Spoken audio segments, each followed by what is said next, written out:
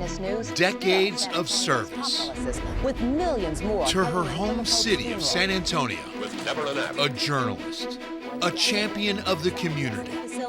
Over the next hour, we look back at her legacy of incomparable grace and grit. I'm having to move right now. It is so hot. As we honor San Antonio's own Deborah Knapp.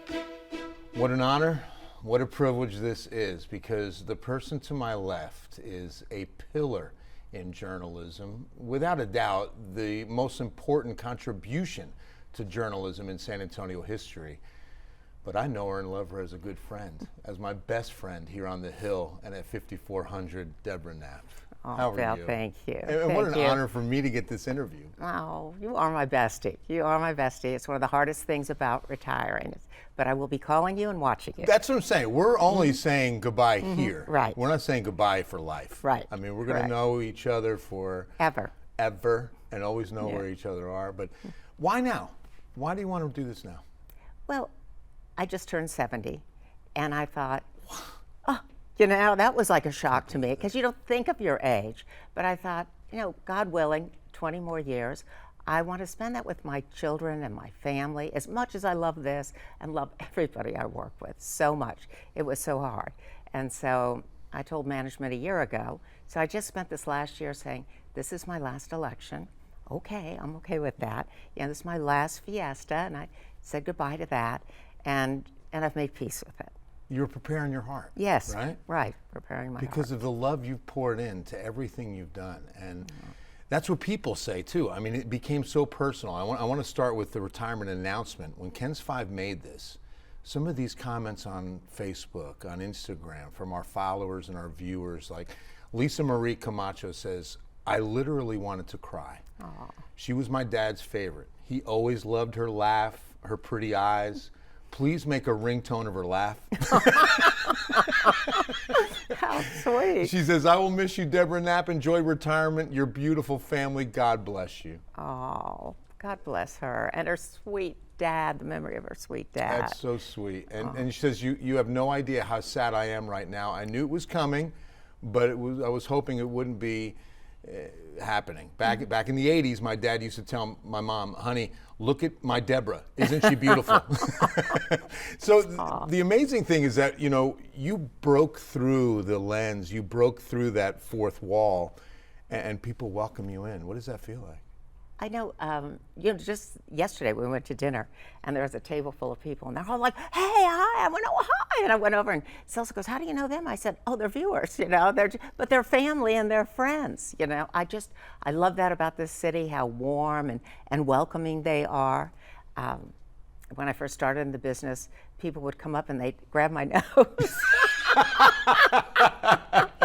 And give them hugs, and they were just so sweet. That's so sweet. Cool. All right, Jane McMahon. I want to try to get to as many of these as we can, because I really think it's important to include not only their comments, but I also have some questions from them in a little while. But she will be missing San Antonio. I'm no longer there, Jane says. She says, but my family were KENS viewers for more than several years and wanted to say that we ate dinner with Deborah on every weeknight, you know, for so many years. What an amazing career. Congrats and best wishes. Having dinner with you, see? I know, like, that's I mean, so nice. I think we don't realize how intimate it can be. Right. Well, I do think about that. I say a little prayer before every newscast, you know, that God works through me, you know, to share information. And some people, even if you're having a bad day, I've told so many people over the years, people I've worked with, don't ever let that go out on the air. I mean, these people are giving you 30 minutes of their time, and we want to make, even though we have sad news to deliver, we want to connect with them during that time and not share our problems. Right. Because everybody has problems, you know. But they're not tuning into us for that. Well, and this is your city too. Yes, I love this city. You know, you grew up here. This is your news that's affecting your family as much as anybody else's, affecting you as much as anyone that's watching. So what's it like to read some of those stories and feel them as you read them? I mean, you've been in some big moments. I have. I mean, you know, when we've had tragedy strike this city, I mean, way back to when I began in 1979, we had the Fiesta Sniper, you know, and I just was thinking, how could this be happening to our Fiesta? Not our Fiesta. You know, we had that terrible freeze where you and I were spending the night here in 40 degrees for 4 nights. I have to tell a funny story about you. Absolutely. And that on our second night here, and we had no power except in the studio. So it was 40 degrees, we're sleeping on the floor with the blanket, and you had to take your phone into the bathroom, you know, to try and put on any makeup, do anything in the bathroom. And I was sitting at my desk in my pajamas, sweater, coat, no makeup, working on a story, and you're doing Facebook Live. And you're like, hey, we're here at the station, and here we have, and I looked at you and I was like, and you just kept talking and walked right past me. Okay. No, don't. I look like the rat. You know, I had a hood over my head. That was memorable. Yeah, this became, and it was during COVID. Yes. So we had to just put a pause on that and just all be in the same building. Right, and I just worried about people happened. all over the city, you know. I couldn't get to my mother. She was living by herself. You know, other people out there, not cold and losing power. I was really worried. You know, one of the things that makes you special is that no one doubts for a moment your heart, because you are able to, as I mentioned a moment ago, break through that fourth wall, and people feel your heart, sense your compassion and your genuineness, and the way that, you know, like a lot of people might not know, but just how much you love your mom, you know, and just how you've taken such good care of her. You've left here, been here late because you're with her, and just making sure she's okay, and that's so special. Oh. Well, you know, San Antonio is just filled with people like that, though. You know, when we go and we work on the west side to build bicycles for people, and all the people who volunteer to help others, you know, it's just the heart of this city. Whenever there's a need, you know, they pick up the phone, they go help their neighbor. It's just who we are. When you look back, I want to talk about the memorable moments, the ones that have affected you. I mean, we're talking about 4 decades of journalism, 5 decades of journalism. Wow. What's the ones? What are the ones that stick out that really changed you, or have left such a mark or impact in your life? Well, I think when I covered the Pope when he came here in 1987, the Archdiocese actually called and asked me to be, I always say, like the opening act for the Pope. They asked me to be there at 6 in the morning out at Westover Hills and introduce choirs and readings and things until the Pope got there a little before noon. And so I was on stage for 4 hours introducing people. Then our live truck was parked up on a hill half a mile away. So I ran up there, climbed on top of the live truck, and Chris Maru and I talked for an hour while the Pope was making his way to Westover Hills. And then just to be there with 300,000 people, which is to this day the biggest outdoor gathering in Texas. All of us there, united by our faith, and so proud of San Antonio and the way that we reacted and interacted there. And you know, that was just, I was so proud of our city. And I was so proud of our city when the Spurs won. And that very first championship, and you and I share this, we're on the air, we had some out-of-town management. They said, we've got to get ready for burning cars, rioting. I said, that is not going to happen here. This is San Antonio. That's not how we celebrate. Right. We are not destructive. And so you and I were on the air at midnight, 1, 2, 3 a.m. I remember. Yes, oh, and yeah. you and I were and you were running with the Spurs flag, and you were out there with all the people waiting to get their Spurs shirts. And that was when the newspapers arrived, and Spurs win, and you know, we were all, and the papers came, and we started passing them out. But people were online. It was out at the North Star Mall. North Star, yes, it was right. North Star Mall, and the line was wrapped around the building to get the championship shirts that were going to arrive. Up all night, and people dancing. You know, they stopped 281. They blocked it with cars, and people were dancing. That was the moment I remember. They weren't burning cars. They were just. They were dancing on top of them, and we showed a shot of I-37, you know, from the TransGuide network of cameras, and I remember your reaction. Oh my, they're dancing on their cars. Yeah, because they had stopped in the middle of the interstate. Yeah. Yes. Unreal. And I guess, you know, the floods we had in 1998 and 2002 and being on the air for 8, 10, 12 hours, just reporting everything that was happening, trying to keep people safe, indoors, letting them know. Because that 2002 flood, the 1998 flood, kind of came out of nowhere. Yeah, on that weekend, I'll never forget. Saturday morning, it slowly started, and then all of a sudden, before you knew it, it was out of control. Right. So fast. People, were stranded, drowned. that was terrible. It was terrible. How do you turn it off now? This is something that becomes such a part of our lives. When you see news, you want to react, and there's certain times of day that you get that energy to report, to be here, to be on camera, that passion.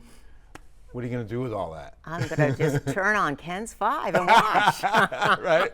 I'll call in with story ideas. Good. I got an email yesterday. I said, how about one last story? Would you do this for the Girl Scouts? And I'll still forward those stories, and help in any way I can.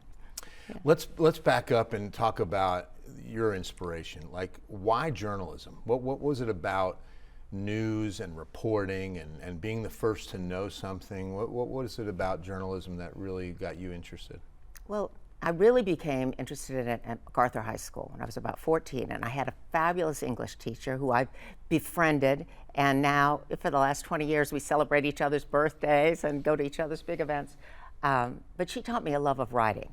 And then I had a great journalism teacher, which I just took a yearbook class, and I loved interviewing people. Then I went to work on the Brema Tales on the paper, and I just love researching and learning new things and meeting people, and I just love it. And I love sharing that information, and I like trying to find information that can help improve people's lives. So that has just been, I'm still as passionate about it today as I was when I was 14. I just love it. So I think that was the goal. I worked on the newspaper at UT and took a broadcasting course my final semester, and I thought, this is it. This is my special purpose. I found my purpose. I found my purpose. I love this. Well, and that's the thing. You see it and feel it and know it so well, and when it comes so naturally to you, and you have the highest integrity, I'm telling you, as far as spelling journalism, it is a capital J. And I've always respected your integrity in this newsroom and what you've passed on to others. That we can't say that. We can't do that. I've seen those moments where you have just stopped people short of, saying, we've got to make sure this is accurate. We've got to make sure this is verified. And, just everything about journalism you take so seriously, and I love that. No, I do. Thank you, Bill. Talk to me about who inspired you, and who still inspires you today. Well, when I was starting, Walter Cronkite inspired me. I loved how impartial he was. Diane Sawyer inspired me. Chris Maru inspired me when I came to work here, and he helped mentor me, and Fred Lozano, and he was my first co-anchor. And I was really young when I started co-anchoring with Fred. I was 23, 24, but he would help me with my delivery. He helped me learn how to transition, how to make corrections. They were wonderful, giving, generous mentors. You're a Longhorn. Yes, I am. Hook 'em horns. Hook 'em horns. And what happened was so neat. Tell us a story about graduation day, and instead of going off to a big graduation party, you had other plans that night. I had other plans. I graduated in the morning, and I took my diploma, walked across the stage, got in the car with my parents, came back to San Antonio and did my first weathercast at KSAT. You didn't have to have a meteorological degree. I had been interning all spring at KSAT, and I was coming on weekends, and they needed a weekend weather person, so I was the weather girl. And Judd Ashmore was the weather guy. The great Judd Ashmore. The great yes, Judd who's Ashmore. 101 now. Oh my yeah, gosh. he's amazing. He's amazing. Still has his wits about him. Right. He's fantastic. And he worked with me. He got behind the camera, and he said, okay, look here, do this. Don't do that. Okay, all right. And I had a big marker where I put the temperatures on the board. So the first night I was so scared, nervous, and my hand was shaking, and I couldn't put any numbers. I started to, and I thought, no. So it was all blank. I can't read it. And the news director said, get some numbers up on that board.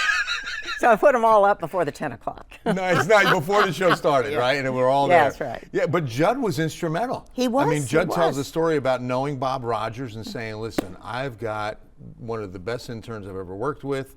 you've got to find a room for this young lady. No, I did. I came over here 1 year out of college and started anchoring weekends. And Bob Rogers was another one. I mean, he worked with me. He went out in the field with me. I was reporting. Then I went on the 5 with Fred. And then he wanted me to do the noon, but I wanted to keep reporting. I wanted to keep sharing stories. So I would come in at 11, do the noon show, come back, take off for 2 hours, or an hour and a half, come back, and then do the 5, and then I worked until 10:30 at night. And I did that for a year, and I loved it. I loved it. I loved it. You didn't want to take a day off? No, 12 hours a day, no. It was just, I loved it. I know it too well. I mean, you just get such a passion for it and such a great energy about it. Tell me about what happens when you get into a newsroom. You really want to, you aspire to get to the top markets. You aspire to get to maybe New York or LA, or maybe even, national news. And you had that aspiration and you were heading in that direction. Tell us where that took you. I mean, you had one of the top agents in this business, Kenny Linder. Yeah. And this was really taking off. You could have been going that way. Well, I did. I went to work for CBS in Philadelphia for 6 years, from 1980 to 86. And then I had my daughter, and I had a job offer from New York and in Chicago, and I just thought, I want to be home. My parents were here. I want my daughter to grow up in the environment I grew up in. And Alicia was born there. And so Alicia was born in Philadelphia. In Philly, yeah. But we moved back here before she was 1. And I had Texas soil that I had under the delivery table. Did you really? Yes, I did. Serious? My mother brought it up. Yes, a baggie. And I took it to my daughter because her babies were born in Hong Kong. Here's your Texas soil. Your children will be born over Texas soil. That's great. What a great moment. That's so cool. And my agent, I called him and I said, I'm going to go home. I want to go home to San Antonio. And he said, can I call you back in a few minutes? I said, yeah. He called me. He said, I just had a waking nightmare that you want to go back to San Antonio, that you don't want to go network, that you don't want to go to New York. I said, I don't. I want to go back and work with people I like and respect in the city I love. This is where I want to be. And never regretted it for a moment. Wow. And I feel blessed. How blessed am I to have been able to work here all these years? And really, it's thanks to you. It's thanks to people who watch that enable me to have this career. This is a unique market. Yes. And city and experience. We have all the bells and whistles of any one of those top 5 markets. We really do. Yeah, we do. We do. But we have San Antonio, and that's what they don't have. Right. We have San Antonians and San Antonio's own, which they don't have. And so that's what made it special. That's why Chris Maru came back after trying Boston out, and because that's the natural path. Right. Agent, top markets, network, and everyone's fighting to get to that position. Right. But I think because of you and because of Chris and seeing that I never turned that side of it on either. Yeah, I said, you certainly would have plenty anchor. of opportunities. Yeah. No, but this is what a wonderful place for your children to grow up. What a wonderful place to grow old. Yeah, the community, the faith communities here are so wonderful. I can't say enough good things about San Antonio. My girls grew up in this studio. I know that Allie and Austin did as well. And I know that you always had them as part of things. There's a memorable moment that when you were out front during the food drive. Do you remember this? Yes. Austin was 2, and he liked performing, and he wanted my microphone. And I wouldn't give it to him, so he got angry. He reached down and grabbed Alicia's bow, she was 6, and pulled on it, and she, bless her heart, she didn't yell or anything because she knew we were on TV. She just kind of went up on her tippy toes. And then when I threw the video, Austin started grabbing my neck, and I'm like, Austin! The performer was on. Yes. You knew the cameras were on. He did. That's so funny. It's so fun having our children involved in all the things that we've done. Absolutely. With communities and schools and the stuff the bus drives. When they were little, I would take them and they would be involved in that. I think one of the other things I'm really proud of having been involved in is when we restored all 4 of the mission churches. Yes, I'm so glad you brought this up. Your work, and I have to honor you for a moment, in what is the foundation of this city. It is. These were the first churches. skyline of San Antonio. Oh, I love that. I love the mission churches. That's what I love about this city of faith, that they said, come here and learn about a relationship with God. And they had these churches. And then the city was practically founded at San Fernando Cathedral. It's just such a rich part of our history. It is. And those 4 mission churches were crumbling. We had a big steel brace on San Juan to keep the wall from falling down. Wow. And so in 2008, Father David Garcia, who was in charge of the missions, he asked me to serve on the Capital Campaign Committee. And we just had a great committee with Bill Clessy and Chris Cheever. And it was right before the downturn in the economy. But we raised $12 million and we're able to restore all 4 of those churches. And with the money now maintained, I mean, I've been on the board for all these years, but we still have to raise money and maintain them. But they became a UNESCO site in 2015. Huge. Just that was so huge. Proud.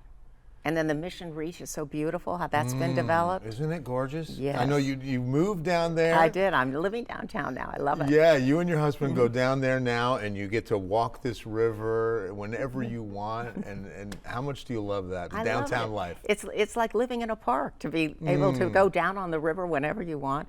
Certainly during the pandemic, it was wonderful because everything else was closed, and so we'd walk and bicycle miles on the river. So, love it. Back to the missions and a quick story. When we were both attending Archbishop Gustavo's celebration of ordination. Yes. When he first became, I think, a bishop, right? Yes. And it wasn't even here in San Antonio. I mean, this was his life, and his parents were there, and we were in the mission service, and it was that silence as we sat for what appeared and felt like hour. Or hours, you know? Well, it wasn't that long, but yes. Right. But it was just the silence in the church in prayer. And shoulder to shoulder. Yes. I mean, it was standing room only, and I'm waiting. I didn't know, we didn't have a program. We didn't know what was to come, but we were just all sitting there together. Yes, Mission Concepcion. It was beautiful. And what a beautiful heart our Archbishop has. Yes, yes. Talk about the archbishops. I mean, you've had, again, close relationships. Patrick Flores, now Gustavo. I mean, these are close friends. Archbishop Gomez, and in between. That's right. But no, and they all, Archbishop Flores, we called him the People's Bishop. But Archbishop Gustavo is the People's Bishop. And Archbishop Gomez is now in LA, leading an even bigger flock out there. But, Archbishop Gomez, during Uvalde, he went every single day for over a month out there, personally out there. Just ministering to those people and loving them and loving all of us. How important is faith in this job? Well, I don't know. In life and in this occupation. I mean, I think faith is so important in life. But I think it helps you see the good in everything that happens. I say a prayer before I do the newscast. I mean, one of my goals when I retire is to really deepen my Catholic faith and work on that spiritually. So I'm looking forward to that. I'm looking forward. I mean, I just think faith is important in any community, no matter what your faith is. But that sense of right and wrong, helping others. Hope. In a world that continues to deteriorate in so many ways, I always use hope as an acronym, like holding onto promises everlasting. I mean, and it's what Paul wrote. I mean, Paul said, we hold on to what hope we have, and it's an important part of our lives. Yes, it is. How do you look back? There was a story I have to bring up about a fire that you got so close to. Tell that story. Well, this is when I was working my 12-hour days. So I would get off the 5 o'clock news and I'd go cover a story every single night. But I loved getting as close to the action as possible. I was the first reporter to take cable and go inside city council meetings because they had them at night back then. And there was a fire, so I grabbed the cable. I said, "How close can we get?" We got close, and this firefighter said, "Ms. Knapp, you don't want to get this close. Your nylons may melt."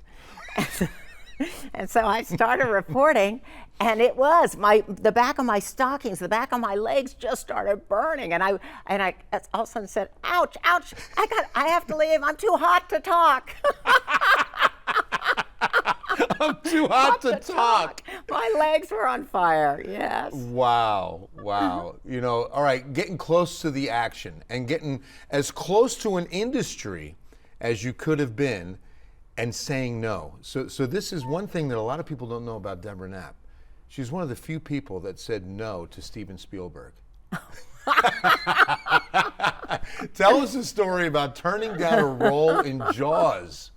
Well, when I was in college, Robert Redford came and made a movie in, what is this? Now I'm forgetting the name of the road. I see it every time I go to Houston. But he made a movie in the San Marcos area and outside of San Antonio.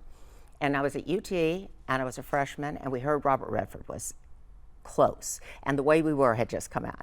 So we piled in the car. I cut classes, which I never did. I was just a dutiful daughter. Yeah, you know? I could see that. I was like, oh, who gosh. Who talked you into that? So my college roommate said, we've got to go. So we went down to San Marcos, and we stopped we stopped different places. They said, well, if there are movie people here, they'll be at the Holiday Inn. So we go to the Holiday Inn, and they said, oh, Robert Redford, you just missed him.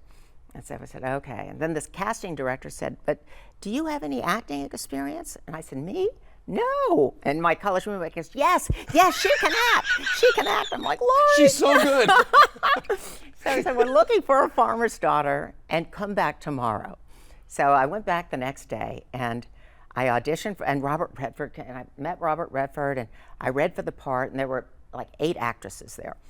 10, I guess there were 10 finalists. And we got done and I thought, there's no way I'm getting this part. I said, excuse me, Mr. Redford, all I wanted was your autograph. Could I just get that?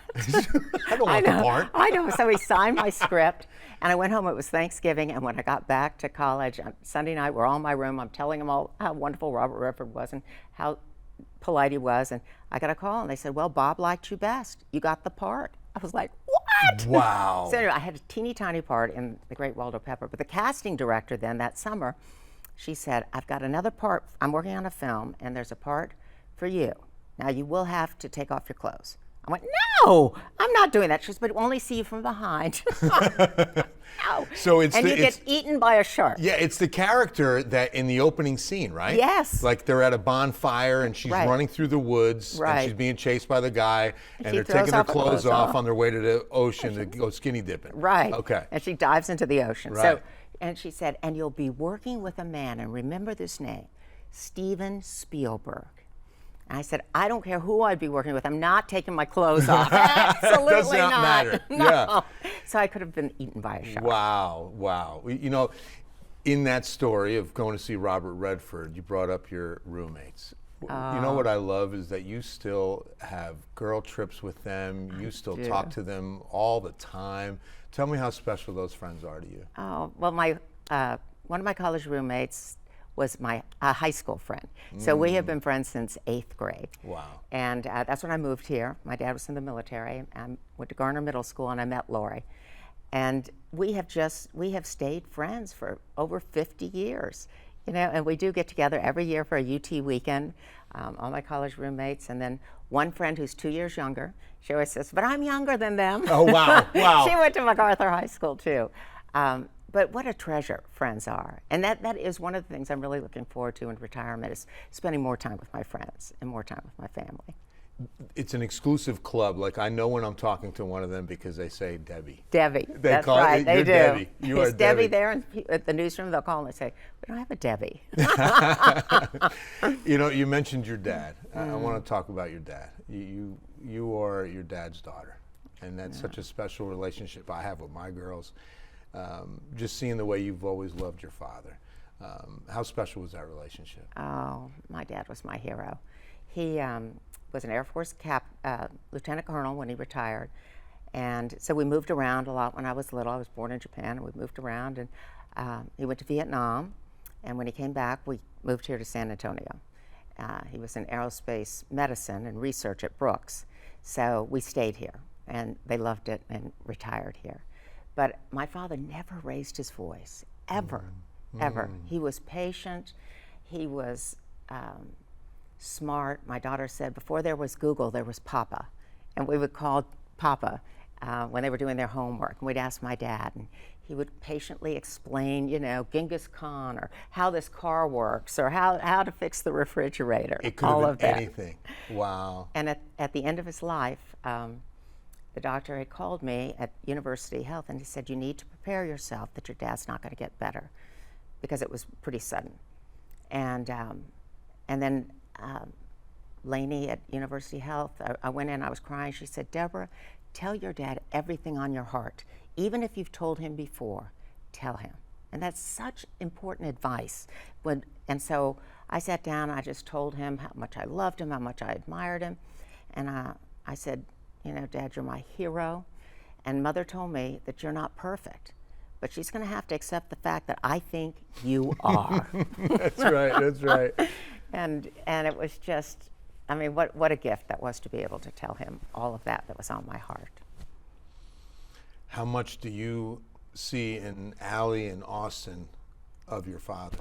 Oh, I do. I see it in Austin's patience and how he explains things, figures things out. My dad had a engineering mind, and Austin is now getting his degree through St. Philip's College, his second degree in cybersecurity. And so I see him, I saw my dad do his work on his PhD like this, working hard and then explaining things to us in that patient way that my dad had. And Austin actually just said, I just wish Papa was a gift I could share with the world. He just said that this week. Oh, wow. Did he really? Yes, oh, just wow. this week. Well, and Alicia certainly has the brain power. Yes. A Princeton graduate. She I has know that you're 4 proud of children. That. I am. She has 4 beautiful children, and she's just a wonderful parent. So I see my mom and my dad and her in that. And you're a wonderful abuelita. I mean, Abuelita. tell me love about being this new chapter as a grandparent. Yes, well, I was, when my daughter had her Cooper 13 years ago, I was the first of any of my friends to be a grandmother. And so it was like a little, and so anyway, Alicia, maiden name is Bonilla, and asked if I'd be abuelita. And I said, yes, so I'm Lita. So we'd always tell the children when they were little, this is Lita. It's mommy's mommy, this is Lita. So Cooper was about 4 or 5, and he came home and he goes, you're my grandma. It just hit him. Wait a minute. He was telling his teacher, and his teacher goes, well, that's your grandmother. And he's like, huh? I felt horrible. Like I misled him. I'm just Alita. No, I'm the grandma. That's so great. And they're certainly also very bright and just incredible young people too. I just hear so many great stories about. You know, I missed 3 years with them during COVID because they were in Hong Kong. And so that is, I'm really, especially the little ones, the 6 and 8-year-old. I'm looking forward to spending a lot of time with them. That's so neat. Yeah, what will be the first thing you do? I am going to go be with them in that June. Right? Okay. That's the first thing. That's I'm going awesome. to spend some time with them. I know I do want to talk about, wait, let's do some questions. Judy Aulick asks, ask her if she ever had a crush on Chris Maru, because I sure did. He was so smart and so funny. I just loved working with him. He was like a brother. And you guys like were you, good friends. a little brother. Thank yes. you. You guys were good friends, yeah. Chris is my big brother. You're my baby brother. Oh, that's so way sweet. baby brother. Thank you. Yes, we are good friends. We are good friends. Yes, and he's enjoying retirement, and he just walked away from TV and had nothing more to do with this, and went on. I don't think I'll be quite that, but yeah. Well, and that's what's neat about you. You evolved with it. I mean, the industry has changed so much. Oh my gosh, from when so you got much. in, Yes, right? they were still shooting film when I started. That means you go out and shoot a story. It takes 2 hours to develop that film, and then you put your story together. Now we were doing live shots, but they were still using film, you know. And now you carry a newsroom around in your pocket, yeah. you know, with your phone. I mean, I shoot interviews on my phone. I use them in newscasts, put them online. Yeah, it has been. We had manual typewriters. So you made a mistake in a script, you start it all over again. You know, it's not cut and paste, move stuff around. I would research stories, I'd go down to the main library, you know, go through the microfiche to find out, you know, background information on things. And where do you think this business is going? You know, I mean, you talk to young journalists, and I love that about you. You pour a lot of passion into our young reporters, our young producers. What do you tell them about where this is going? There's a lot of fear and uncertainty about getting into journalism today. Right, I know. I mean, we need journalists. We need people to hold people accountable, to tell their stories in our community, to know what's going on. I'm not certain where television news is going. I guess, you know, we're streaming. I guess everything will be online. That's the way people are watching television now is on their phone, on demand. So I think there will always be a need for reporters and for journalism. And maybe just the vehicles will change. Yes, you're right. The yes, way right. The way we convey the information. Okay. Right. That's what I'm thinking. That's what I share when I'm asked that same question. But what would you tell a young Deborah Knapp that aspires to be in this industry, to ask the tough questions, to be the first to know, and hold those accountable? What would you share as part of their advice and what they should do? Well, I think reading and researching is critical. I never go out on a story that I have not researched and not read about, and keeping up with everything that's going on so that when something happens, you can pivot and you have a knowledgeable base from which. And it's just really, and then like, how can this help people? How can this benefit people? So many stories, you can dig a little deeper and find something that can make people's lives better. And I encourage them to do that. I think what I admire about you is you become a one-day expert on that story. Even within a newscast, you become a one-story expert on that story. I mean, every word that comes out of your mouth on that set, you have calculated exactly how it's going to be said. I mean, there's nothing that surprises you. Right, there's nothing. And I do tell reporters and people want to anchor, know every story in that newscast, know the background on that story, because that's how you become knowledgeable and you know what you're talking about. That's good. All right, Mona Marin says, will you remain here on Facebook? Oh, Mona, well, I won't be on KENS 5, but I will be on Deborah Knapp. Yes, I will. Thank you, Mona. Because you really are sharing some great adventures. That Italy trip and truffle hunting. Truffle hunting was fun. Who knew? Right, who knew? I didn't know you were a truffle hunter.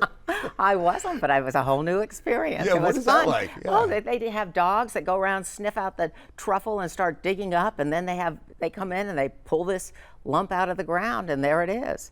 And it's highly protected, and they're expensive. So there's a lot of thievery that goes on and skullduggery. So anyway. I mentioned about your passion with journalists, and one of my favorite stories that I tell people about Deborah Knapp, is the one where I'm in my mid-20s and I'm in this newsroom a week, not even, maybe it was the second day, and I'm trying to figure out the computer. And I'm the kid in the newsroom, and all of a sudden I was like, I don't understand. And you came by and you stopped and you said, what's the matter? And I said, I don't know how to do. And you said, and you sat down, and you started showing, and I was like, really high. I was like, my heart rate started going crazy because I'm like, this is her, this is Deborah Knapp Bonilla, this is her. And okay, yeah, I don't understand this, and can you help me? And you were just so gracious, and you did not leave until I understood it. That was the other part. It wasn't just show and go. It was like, now do you get it? And I was like, well, what? And then you stayed more, and I had another question. And we sat there for like 15, 20 minutes, and you made sure I got it right. You made sure I got it. Oh, thank you.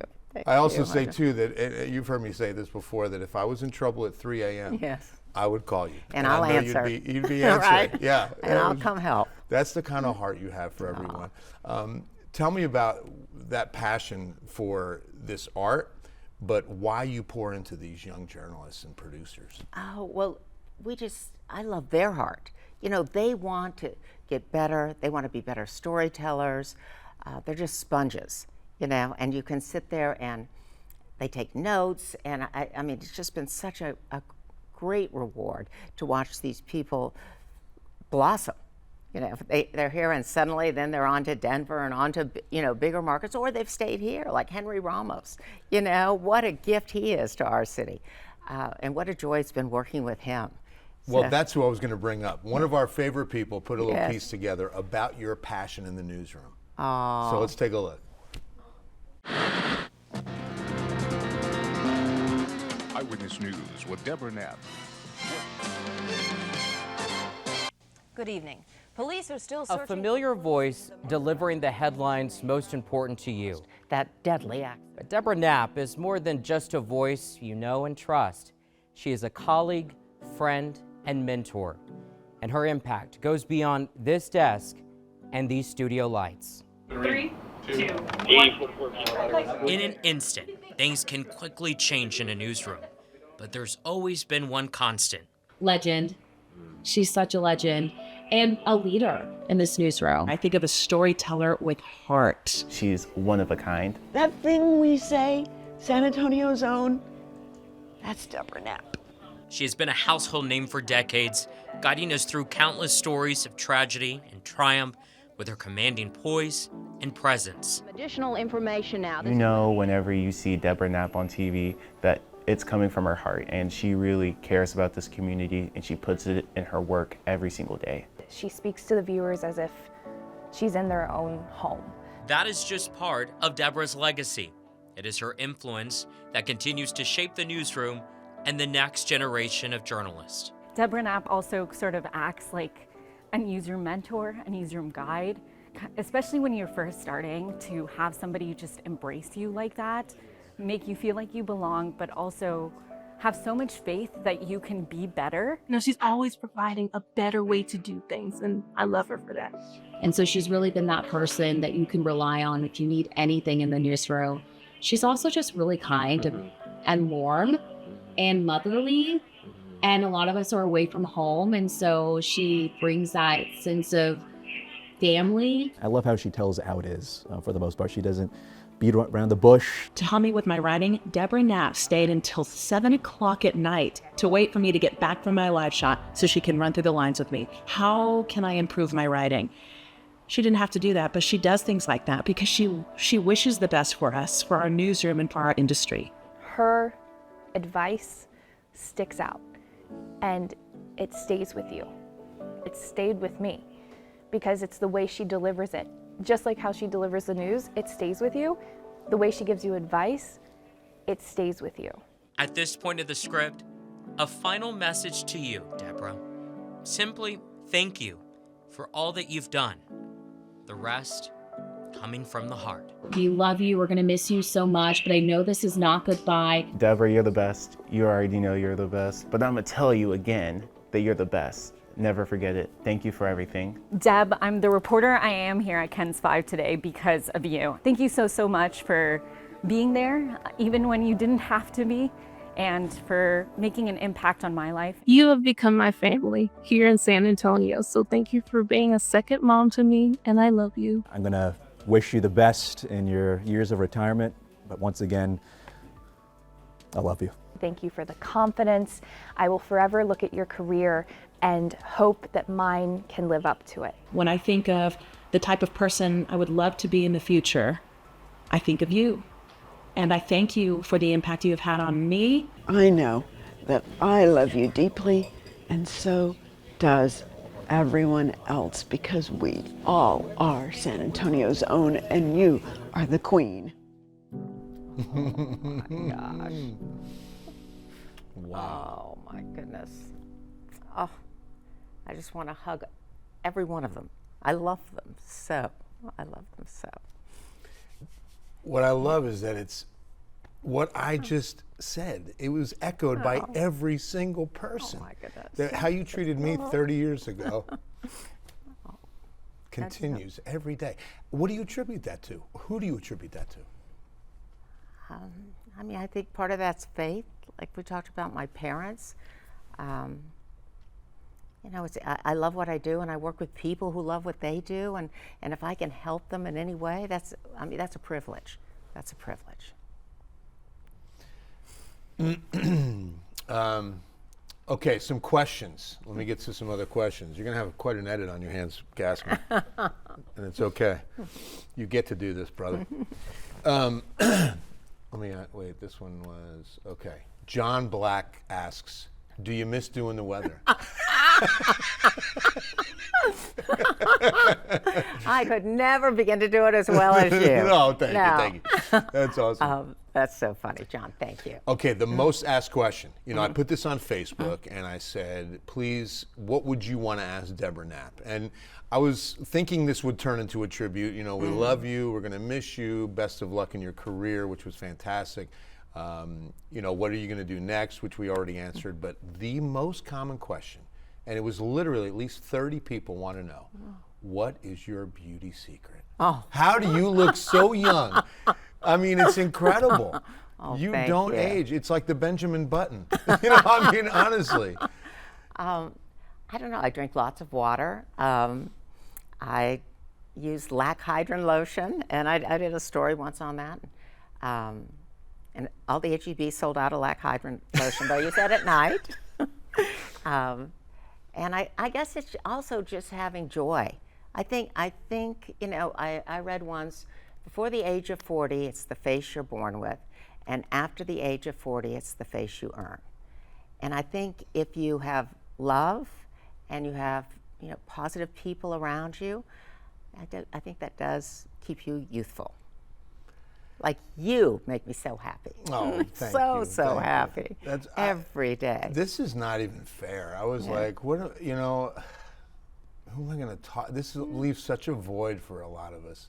I don't want you to feel bad about that, but I want you to know that, I mean, it's a huge chapter that we're going to have to move into. You know, a post Deborah KENS 5 is going to be so different, so different. Well, we'll FaceTime, just like I do with the grandkids. Hey, Bill. Not now, Deborah. Right. Yeah. What do you think, you know, as a journalist, I've got a couple questions left. What would you feel, and an award-winning journalist at that, was your greatest contribution to journalism? Well, I think my dedication to, you know, to making everything factual, to getting as much information as I can, and you can't get all of that on the air, and you can't get all of that in a story, but the more you know, the better you can tell the story, the better you can inform people. I mean, there are other people that do that. That's not my individual contribution, but I think that's the thing I'm proudest of. And then as a San Antonian, as San Antonio's own, covering this city, loving this city, not only growing up, but raising your children, what would you, all these years later, seeing this city's growth, what would you say is the one thing? And I remember this question because you asked Chris Maru this question when he was retiring. What is the one takeaway about this city that you would give? Well, I've seen this city transform. I mean, in 1977, the economy was based on tourism, hospitality. We were a service-oriented city, 4 military bases. And it's undergone a huge transformation with biomedical research and universities that have come here, and the growing tech and cybersecurity. And it's elevated people, elevated salaries. I love Alamo Promise, and I'm work on the Alamo College's foundation for the last 5 years, and I'm going to continue doing that. But we raise money for scholarships for kids so we can educate more San Antonians and they can go into these higher paying jobs. I've seen that transformation, but what's maintained is our pride and our cultural heritage and San Antonio's heart. You and I see this all the time. When there's need, they are there. They are there. You know, whenever catastrophe hits, they're there with help, with money, helping their neighbors. I mean, that has not changed. How many times have we been in an economy that was struggling? Right.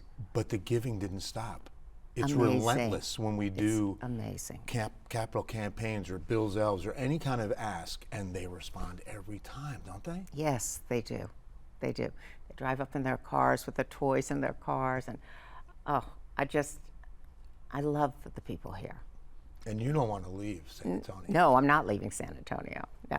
Good. I'm San Antonio's own, and I'll be here forever. I think the hardest part for all of us, excuse me, even though we're saying it's not goodbye, but we knew coming here we were going to see you every day, you know, and that's going to be the hardest thing for me, is knowing that now I'm going to have to schedule it, you know, but at least I knew that if I was coming up to 5,400, Deborah's here. I felt the same way. I feel the same way. I love, you know, I walk in the newsroom and I get to see Jack Acosta, the news director, and when he's not there, it's like, oh, you know, and Henry and Alicia and all those sweet young reporters that we have, and you. And then I come in the studio and there's Bill.